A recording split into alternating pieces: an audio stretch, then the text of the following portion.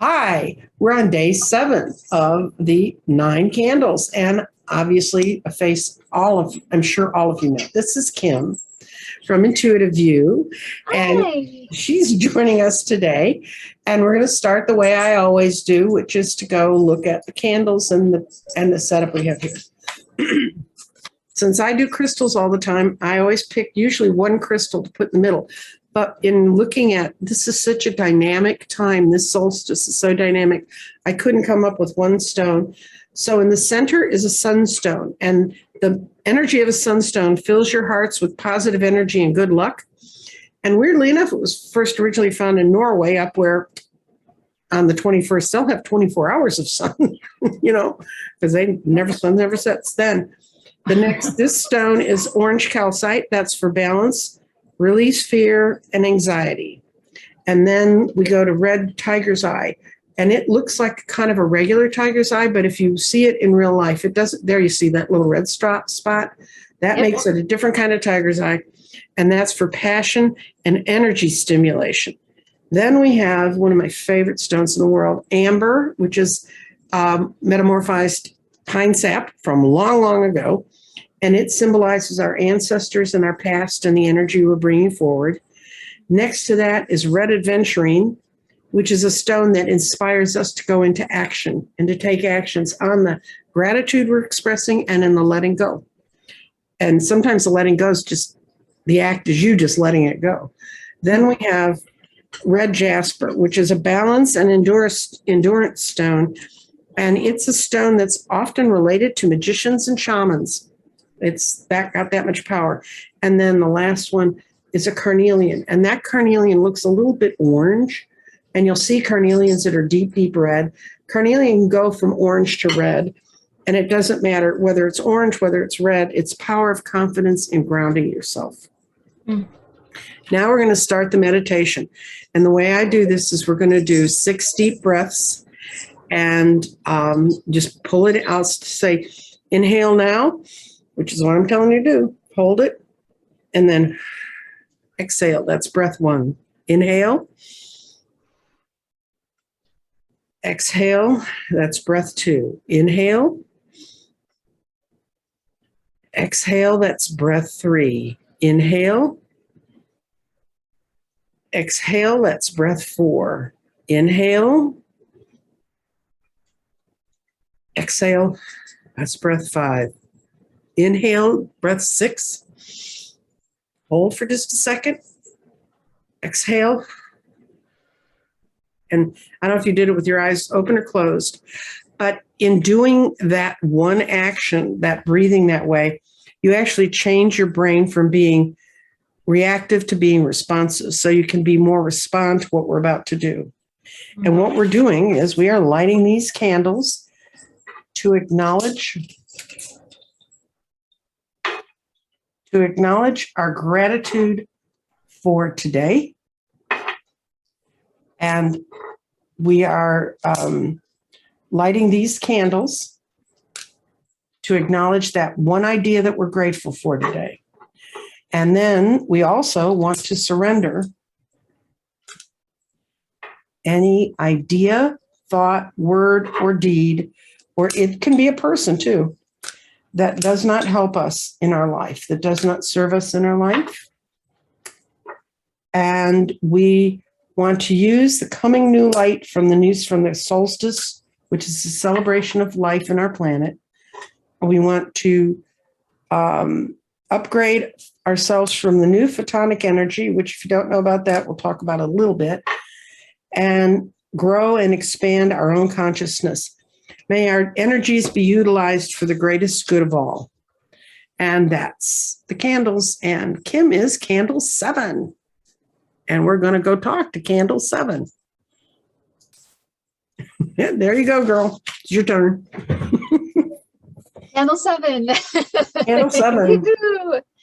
I love this. I love this, Nancy. And I love that this is about gratitude, but it's also about letting go. And I think, both of those things, I think when you're grateful, Eckhart Tolle says, when you're grateful, you make room for more. And I think the same thing is true about letting go. When you let go, you make room for more as well.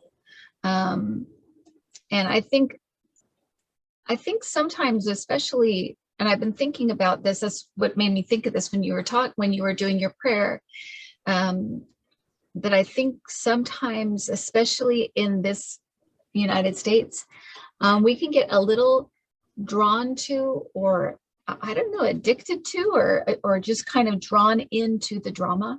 And I think the easier, the more fluid we can be with, like, letting it come in and then releasing it, letting it come in, then releasing it. Is, we need to know what's going on, but we also need to let it go. We make room for that goodness that comes in, the helpers that come in, and the joy that can come in. And I think, the last few weeks have been, I mean, honestly, the last few years, it just feels like one thing after the other. Personal life, I think for most people, and communally, collectively, it's been a lot, since right before the pandemic. I think a lot of people felt something coming in that wasn't going to let us go for quite a while. And it's felt like that. I think a lot of people, that idea of letting things go, I think, is so important right now. Yeah, I did a thing last year on Lionsgate, which is the 8th of August. 8/8 is Lionsgate, and it's actually, we are lined up on that day to certain planets, to certain constellations in galactic energy. And one of the things that was really obvious that when I was looking at that stuff is we were shedding our extra baggage faster than we ever have before. And we're going to have to, because we're going to have to become so much more adaptive. So if you want to hold on to your thoughts, and it's got to be this way, and have no flexibility, what I was presented to me in a vision was, we're on a road and the road is splitting. And there are those who are adapting and growing and understanding. And there are those who, through their own choice or their own making, are going to stay where they are. And they don't want to change, and they don't want it. And it's not my job to bring them on my path. My job is to keep shedding stuff, including people I know that are like that, and move forward. And I think I had finished your meditation class when I did that. And I'd had to let go of some stuff, and it was weird things I let go of. Like, I don't do mediumship much, but because in your class you do that, I actually did it and felt it and worked my way through it, and it worked. But, I still don't think of myself as first-class medium, so don't call me about that, guys. 'Cause back in it, I'm so grounded earth. My best friend, one of my best friends in our world, is Dr. Gale, who goes up with aliens, and I'm the polar opposite of hers. I'm grounded. That doesn't mean that you are all doing the same thing. It means you have the same understanding of each other's sense of self. Absolutely. Yeah, there's a mutual respect for each other's journey, I was just talking to my sister about this, because we grew up in a Mormon home. My mother was very devout Mormon. Well, and not she still had, a lot of questions and sense of humor, and she took things in stride a lot. My dad was not Mormon, so we had that balance. We had a good balance in our home.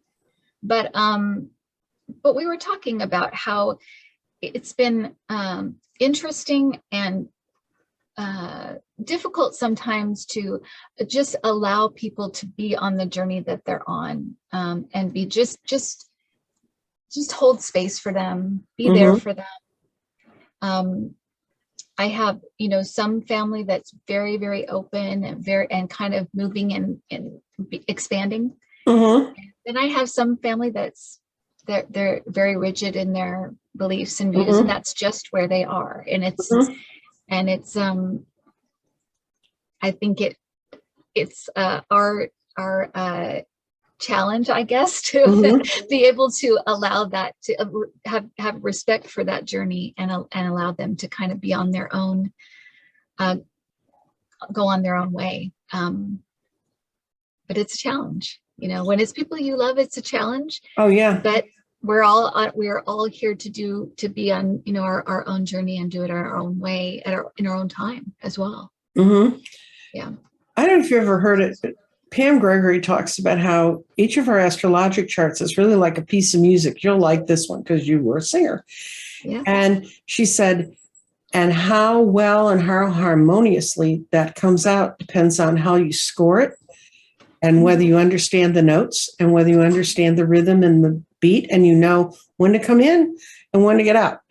And I think that that's something, and I can definitely tell you that if anyone came to me and said, no, you have to believe it this way, my way or the highway has no room with me at all. And matter of fact, they're likely to hear some very rude, I didn't know 73-year-old women said words like that. But, I think that, and that's what I admire about the kind of readings you do, because when you do your visions and your readings, and you're saying some pretty tough stuff about what's going on, but you're not feeding anyone's fear. You're not trying to tie into them. You're just saying, this is what I see. Right. And this is a season where we're learning that. We went through 2 heavy eclipses for letting go, and we're going into a solstice season. And the photonic energy that I talk about in the meditation is, we are literally in a different place in the universe, and we are getting more subatomic particles than we've had in 12,000 years. Gosh. And the way they know that is they saw that there were molecular changes in rocks that were 12,000 years ago, 24,000 years ago, 36,000 years ago, and 48,000 years ago. And apparently, if you go all the way back, and the geologist said, what caused this? Well, of course, none of our species was around to say what it was. But in 2017, we began to roll away, and they started knowing their instruments were getting much more subatomic energy. They're coming from space. And that's why the sun's blowing up. It's also hitting the sun really hard, and it's making the sun more active. It's making the center of our own Earth more active, and it's actually physically changing us.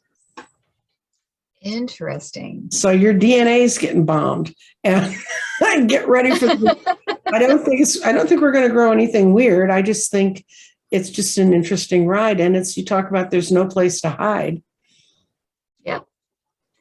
No, there's not. There's not. And I think, I think especially, and I hate to keep harping on the United States, but in the West, I'll just say in the West, I think we've been very blessed for a very long time. And I think that we forget that most of the world does not live like we do.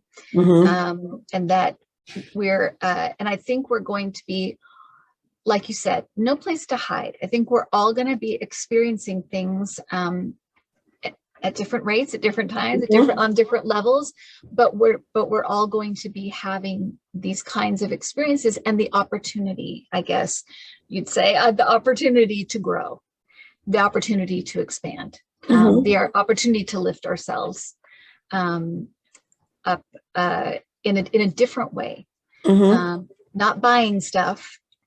Not in the ways we thought, not buying stuff, not, getting that new house, or that new job, that, it's a different kind of lifting ourselves up in a different way. That stuff it's just stuff, right? It's very linear. It's very here and now. But it's that kind of stuff is all transitory. It's not eternal. And it's the eternal stuff that's going to matter and going to ultimately lift us up.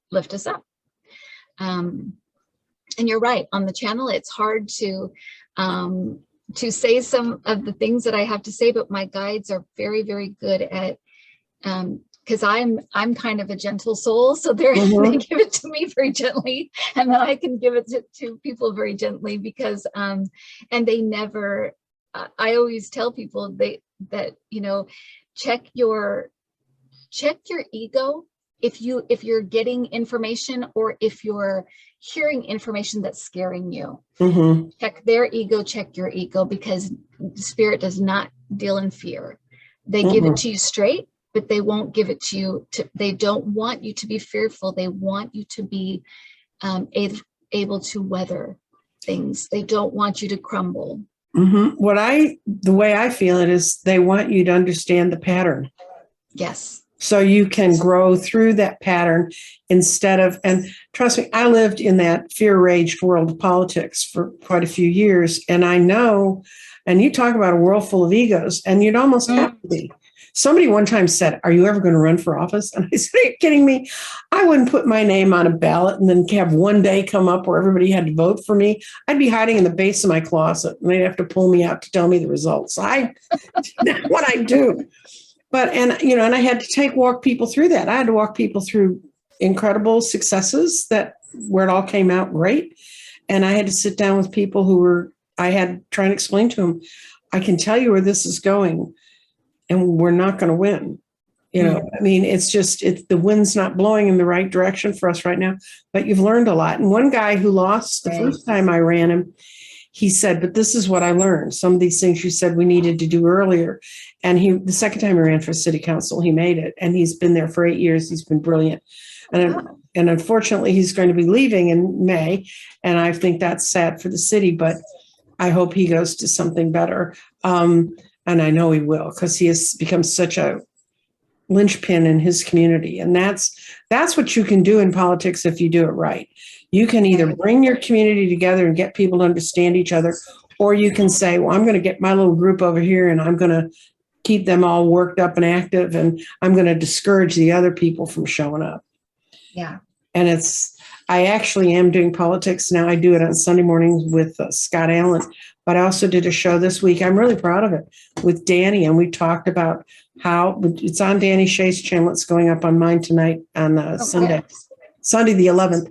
And what we talked about was it's so wonderful now. There's so much stuff out on the internet that are really good groups that are helping people learn how to become political without becoming an asshole. I'll put it mildly. And Danny wants to do that once a month. He wants to give people barometers and new things we hear about and how you can go. And I've been training people on how to assess a candidate, how to look at a race, how to look at an area, see where you want to put, if it's worth investing your time. And I ran a lot of nonpartisan races, which is neither Republican or Democrat. So then you work with the person, and that was wonderful. Some of my friends who are Republicans, who most of them don't say they are anymore, but who were Republicans that I knew well, was because we were working for the same goals in a neighborhood without a D or an R. And so there's all those opportunities out there for people. And I think the way you present things draws people in, as opposed to other people wanting to get out their pitchforks and go after the monsters. Well, you can, I think that it's very human to be angry. It's very human to get upset or just the latest shooting in Uvalde, I say the latest shooting, the last shooting that involved so many children in Uvalde. And those kinds of things can make you heartsick and scared and sad and angry and all of these things. It's just, don't stay there. Get to a point of it's getting out of that and getting into the point of, okay, this happened. Now what?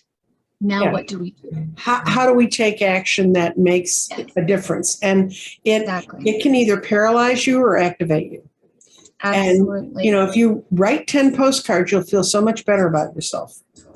And they can tell you how to, if you don't want to go door to door and you don't want to talk to someone face to face, write a postcard to a neighbor who's been identified as a maybe low propensity voter, and just say, I'm in your neighborhood and we all need to be here for each other. And you'll be amazed the friends you make and the people you meet, and what a difference it makes in your own perspective. Because I am unfortunately of that generation of women. I was a child reproductive time when there was no abortion. If you got pregnant, you got back alley, or, you had to live with the consequences. All three of my children I had during times when all reproductive rights were open to all of us. And to watch us go backwards, now that was a gut blow. But I kept telling people, if you're a single issue voter, and there are single issue voters on that one issue, which was to get rid of it or to take over the Supreme Court, that's what they really wanted to do. They didn't care. They didn't care who they put on that court, as long as they got the results they wanted. Right. That was such an aberration to me from what I thought the country we lived in. And that's been a hard one for me. It is. And it's,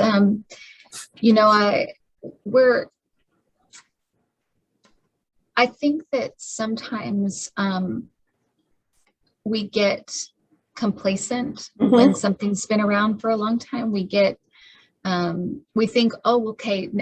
I like when, when Biden got in, everybody kind of just, and because the ex guy is who he is, we all had to stay active. We all had to stay kind of engaged. But there is that tendency for, especially Democrats, once they get in, it's kind of like, okay, well, now I can go about and do what I want to do now. And I think that we have a tendency to turn off after an election and kind of let them do their job. And I just don't think you just can't do that. You just can't do it anymore. You've got to stay part of it. Obama won, but that didn't mean the whole country changed. That just meant Obama won. That's there are a lot of people who were, to understand from the other side, they were pissed that he won, and that activated them because they were angry. And so they let city council slides and county commissioner courts and judges and all this stuff. And people are like, oh, it sounds so confusing. Honest to God, people, I used to be able to run a summer camp that would last 2 hours. All the structures, who does what in whatever level of government around you. And then you could say, well, my issue is I want clean water. Well, then you know what part of the city and the county you go to, because that's who gets your clean water. And sometimes people want the wrong people to do it. I had a city council candidate, and every porch you went on in this one neighborhood, and she basically, by the end of the day, said, can we get out of here? But they were like, what do you think about same-sex marriage? Well, there's nothing the city council can do about it. Right. And she's like, I want to know do you like the way your streets are paved? Yeah. How are the parks? Well, no, trust me, she was running our parks. We're not, they've gotten better. But anyway, I just really, you're kind of shifting in your life, although it's not in all those dramatic kind of ways, but you're shifting how you practice. Yeah. What we do. Yeah. And I think that, we shift through our whole life, right? We shift, we're always shifting and changing. And this area, even if you're in this kind of spiritual arena, it's no different. You learn and grow, and you also realize where you kind of feel you fit best. And I was a preschool teacher. I taught when I was in church. I taught in church. I taught in preschool. I taught music. I love to teach. I love to see that bell go off in people when they get it, when they got it. And I have found that is where I love to be in this arena. I love to teach. I love to see people, that look in their face when they're like, I can do this. I can hear them. I've got my guides. I know who they are, or I know where my abilities lie. It's so exciting to me, and it's so gratifying, and I feel like it is where I fit. And mentoring people as they go along in this journey, whether it's spiritually trying to figure things out and try to understand things. And I had this dream and I don't know what's going on. That kind of thing is so fascinating, amazing, exhilarating, joyful for me. And I think that, and that there's absolutely nothing wrong. We need readers. We absolutely need readers. But I felt like this is where I love to be. And why not do what, you have to do what you love, the place where you love to be. You have to do it. you're one of the best readers around. I just flat out, I've No, always said, oh thank yeah, you are. Oh yeah. Nancy. But, and I'm not saying that to suck up to you, honestly. I mean, if I didn't think you were, I'd avoid this topic, but I know you would tell me, Nancy. You say, girl, give it up. one of the things is I took your intuition class, and I thought, I remember the second week of the class, this one woman goes, why is she here? And they don't understand. We're always learning in whatever we do, always, And I got to admit, that course that you and Debbie have put together, the introductory course, it's a brilliant course for people, and you have it well organized, and it was easy to be a part of. And I did learn a lot. And I mean, I learned a lot because I always used cards or pendulums or stones. I always have something. I have a physical thing. Because one of my earliest experiences with spirit was a ghost who tried to kill me. And nothing will put you off talking to something you can't see, like a ghost wants to kill you. Yes. So, but in your class, that was a big risk for me. I purposefully cleared my desk. I had nothing around me. And I followed your method of, what do you see? What do you hear? And I found out that the cards and all the other things are just a prop. I'm seeing and I'm hearing it, but I still use it as a prop. Right. But it's brilliant. And our guides know that our guides know that they just don't, I feel like their thing is they don't want us to stop. Mm-hmm. Whatever they can do, however they can help us, they're going to do it, whether it's through cards or pendulums or whatever makes you comfortable. They want us to be comfortable and secure and do this. So however they can help us, whatever it's through, they will do it. They will do it. Yes. They want you to continue. Right? Oh yeah. And they will, before September of 2018, I'd never dealt much with crystals. And I went to Denver, and that whole weekend, it was just, by the time I left, I knew I had to learn about this. And that's when I really started studying crystals. Before that, I did lots of other things, but, and that became the vocabulary that I felt safest with. And what I thought was really great about your class is I felt very safe there. Oh, that's great. And I think you need to feel safe with readers no matter what they're doing.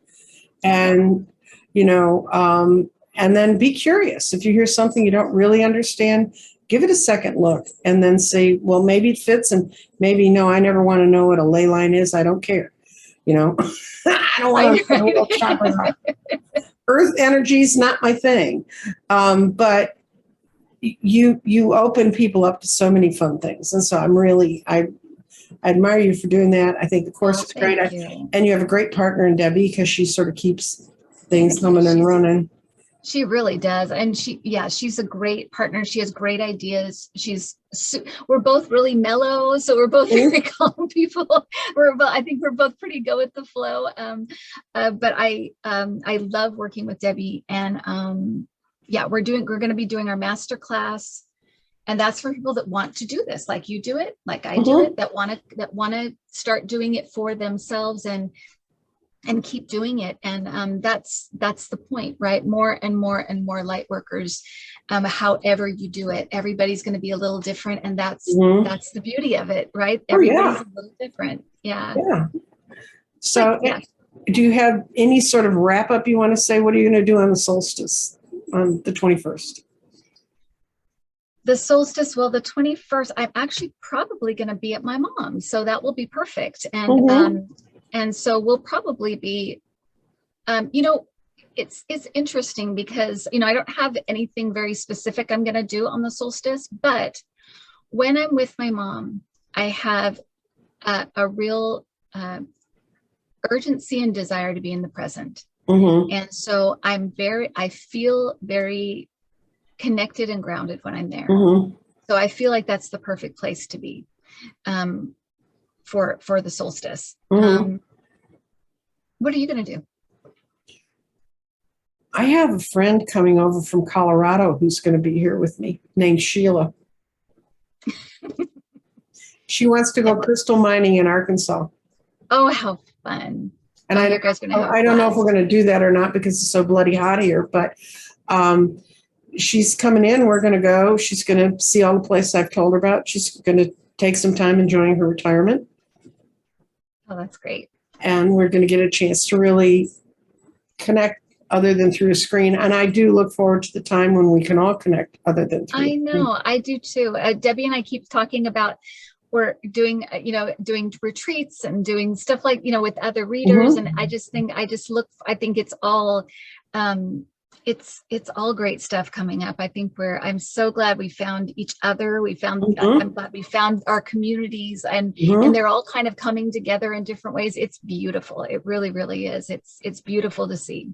It really is. And it's, I don't know.